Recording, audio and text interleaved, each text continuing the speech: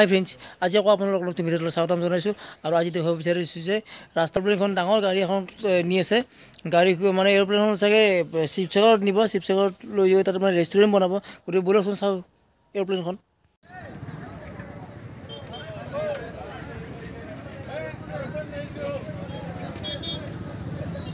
বাপৰে বাপ, এইবিলাক ইঞ্জিন ডাঙৰকৈ দেখিছেনে? এইখিনিত মানে পাংখাখন থাকে, লগাই থোৱা আছে পাংখাখন।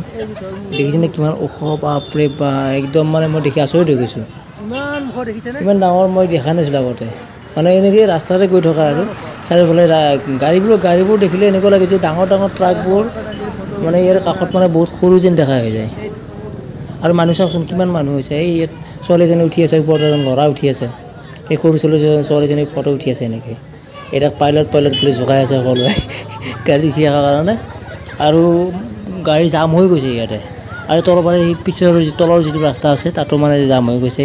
গাড়ীবোৰ ৰাখি মানে চাই আছে এৰোপ্লেনখন। আৰু ময়ো বাইকখন ৰখি ইয়াতে চাবলৈ আহিলোঁ। দেখি মানে আচৰিত হৈ গ'লোঁ। মানে ৰেষ্টুৰেণ্ট বনাব বোলে। আৰু শুনিছিলোঁ সেইদিনা মানে এখন অভাৰব্ৰিজৰ তলত বোলে লাগি গৈছিল তলে আহি থাকোঁতে।